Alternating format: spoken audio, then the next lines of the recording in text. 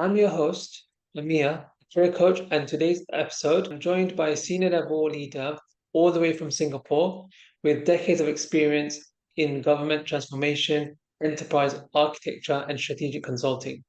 Whether you work in tech, engineering, government, or professional services, this episode will give you practical insights on how to move from manager to senior leader without burning out. Before we begin, a quick disclaimer. The views and opinions expressed in this episode are entirely our own and do not represent any organizations or companies we may be associated with. This conversation is purely based on personal experience and professional insight. Hi, Sayed. Thank you for joining the podcast. How are you doing? Alhamdulillah, thank you for inviting me, Amir. No problem. The first question I want to ask you is before we dive into your journey, can you give us a quick snapshot of what you've been working on these days and the kind of problems you're solving in your current role? Right, okay. Yeah. I'm basically a principal consultant, and what I do is basically to provide roadmaps for digital transformation. Okay. In the past, I've been doing lots of e-government, but now the last terms now is called digital transformation. And recently, what I've been doing a lot with startup companies. There's a lot of innovative startup companies that I'm helping them, all these young minds and lots of ambitions and energy. So I'm helping them to come in the right directions, try to architect for them some of their probable solutions and so on. Right? In the past, I've been doing more of a consulting in e-government, not just in Singapore, but in other countries in the Middle East and other countries as well.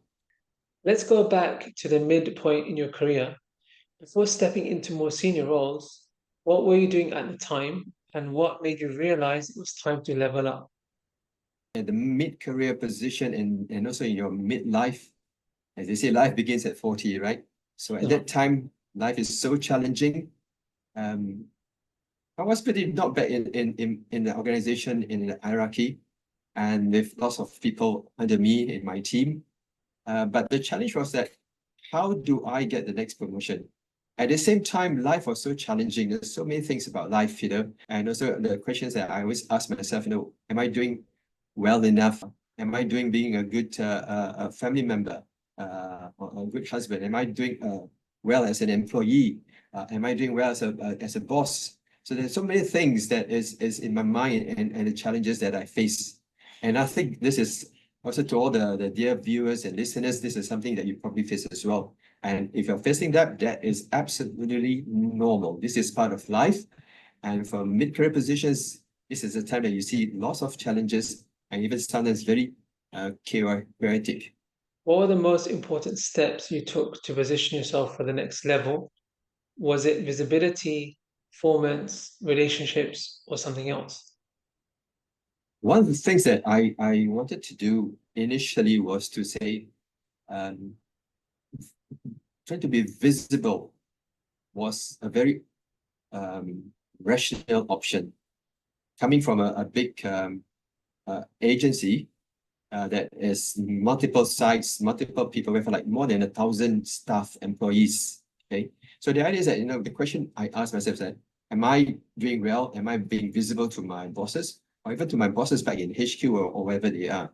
So I think there always at the back of the mind is like, how can we be more visible and so that people can see us and judge us better, right?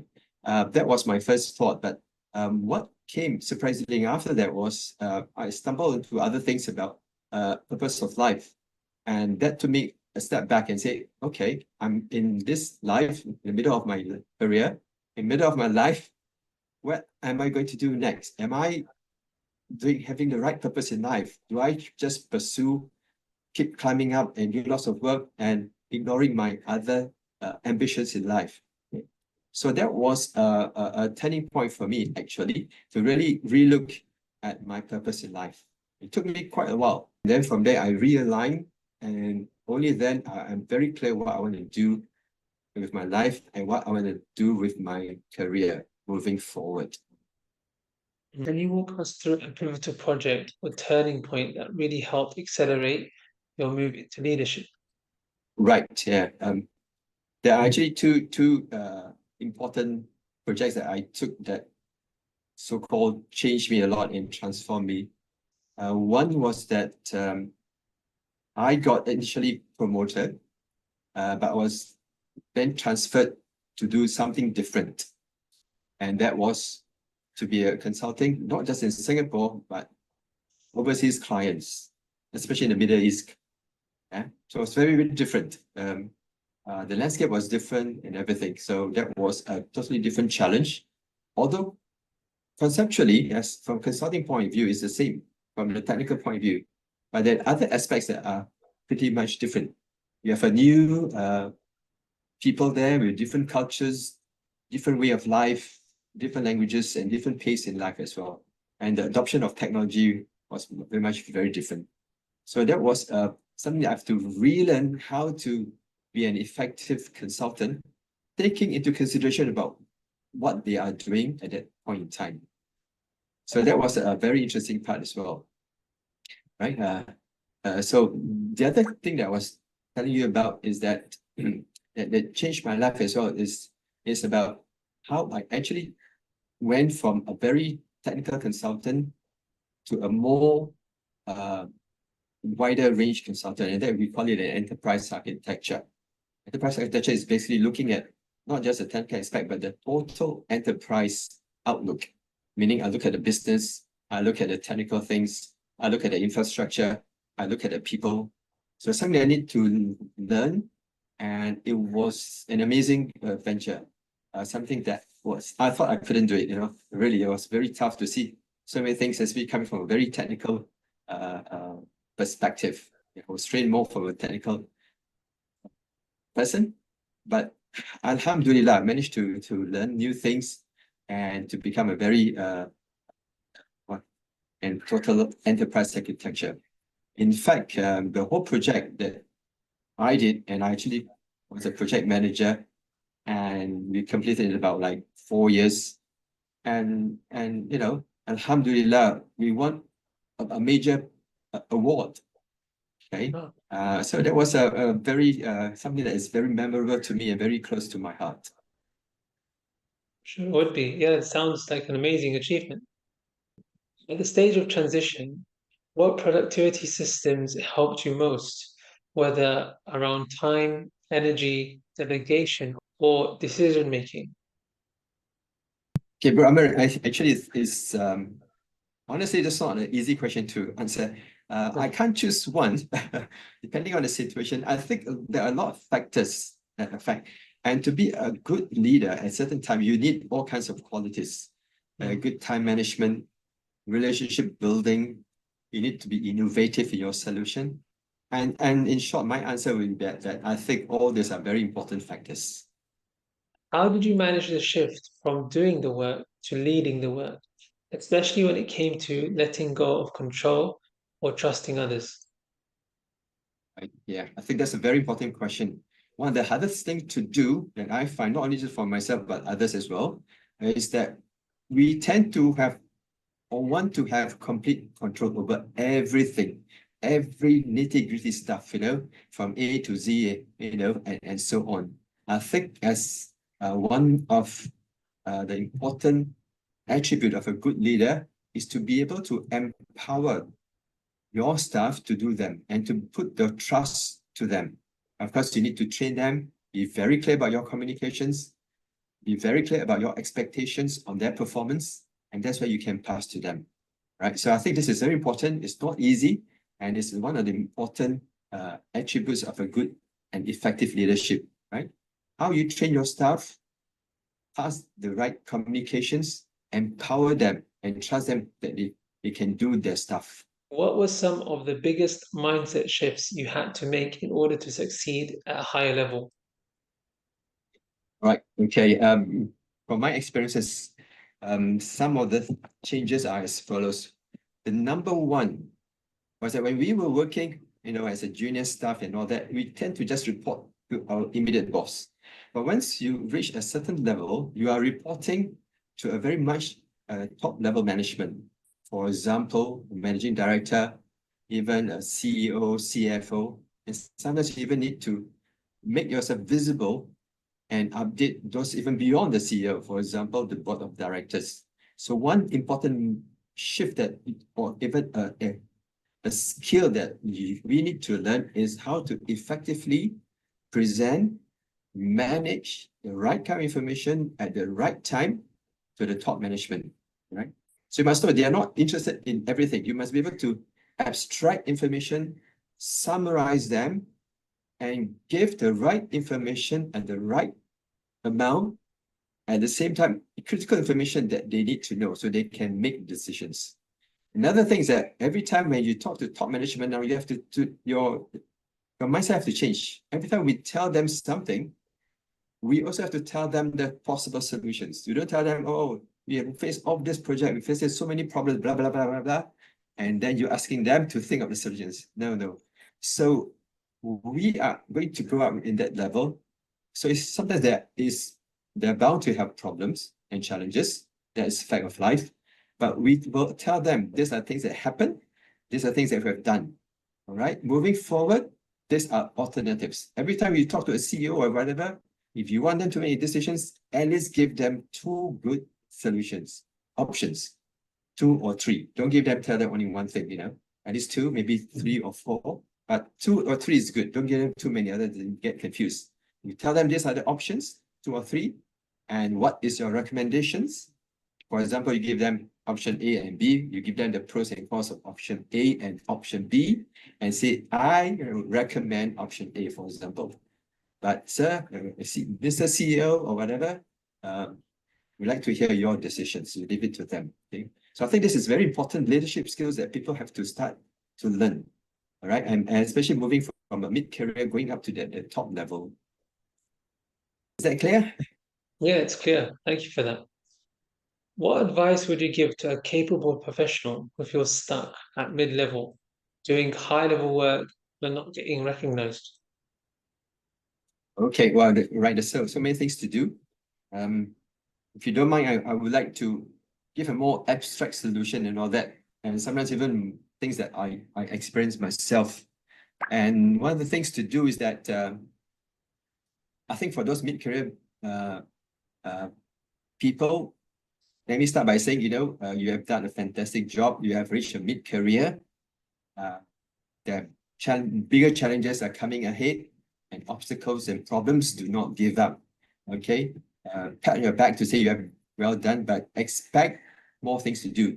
Now, if you're expecting to have to continue on this climb, and you expect to do more work, smart work, and be more committed to your career or your industry and your company, right? At the same time, be aware of things. For example, in mid-career positions, there are, for example, 10 positions. Going up, there are no longer 10 positions, but less, probably 3 or 4. So expect more, challenges and all that. And not everybody can be promoted. That is a fact of life. I've talked to a few HR companies as part of my consulting. Going up there, the number of percentages going to be promoted will be very far and few in between, depending on the organizations and the industry. We're looking at 10, 20% that get promoted to the top positions. And sometimes some companies, what they do, they don't promote things from the ranks up. Sometimes they even get people from outside. They're more capable, right? So this is another thing, right? So just to set your expectations. And then the next step is I'm going to really recommend, now that you're in mid-career position at your age as well, please review, contemplate, reflect on your life, your career, and really think about what you want to do in your purpose of life. Are you very sure you know what you want to do? If not, take a seat back, go somewhere, have a good rest, reflect and think about what you have done and where you would like to do, what you should like to do actually. So this is very important because going forward, we are looking at the next long haul, 10, 15 years. You want to be sure that you do the right thing at the right place, right? Once you have really understood what is your purpose of life, then look at your mission in life. A mission in life is something that is normally attached to your phase in life. So for example, you are not in mid-career, mid-life, and what are you going to do for the next 10, 15 years? Your next mission will probably be very different, right? Rethink and strategize your mission in life. For those who are in the mid-career, the thing is that how much can you contribute to your company, to your family members, to the community, and so on, right? It could be something the same, it could be something very different. So take a re-look at your mission. A few scenarios could happen. One is that you are going to stick to your main industry or your career. For example, if you are an engineer, you would like to pursue a more senior engineer role. If you're a project manager, you probably want to become a senior project manager, and so on, right? Okay. But that does not necessarily mean that it's always within the same company. You could still pursue your ambition by looking at other possible companies or organizations, right? Okay. So yeah. Another possible example is that you want to have a balanced life. You like to say, okay, I would also like to improve my career. At the same time, I want a more fulfilling family role. No, I need to. My kids are now teenagers. They're getting bigger. I need to be with them and so on. One good example I met somebody in when I was in the Middle East, and this family just came in and we met, and he was just a finance manager, right? And he brought his wife and his few kids, and they were all in the teens and late teens studying in school, right? And he wants a more balanced life. At the same time, he still wants to pursue in a finance role. Okay, so we met and talked, and after a few years, mashallah, with God's grace, he managed to get promoted from a simple finance manager eventually to become a CFO. I think that was a fantastic move, and he was so pleased with it because he went away from a very typical city life, goes to another country, slightly more laid back, but not too laid back, and he has a balance of life between his family role, giving for his wife and his kids good education. At the same time, he continued with his career. That was a very thing that an example of a person who have done very good things. To get promoted to a CFO, I think that was fantastic. Right? So this is, in short, my examples that I gave is that I want them to think about your mission in life, right? You could still stick to the same company or look for another company, or you could go to another industry, okay, or relocate to somewhere. Or another one, which is depending again, what is your life mission and what's working. And and this guy, we were like challenging to get promoted, and he was actually more senior than me.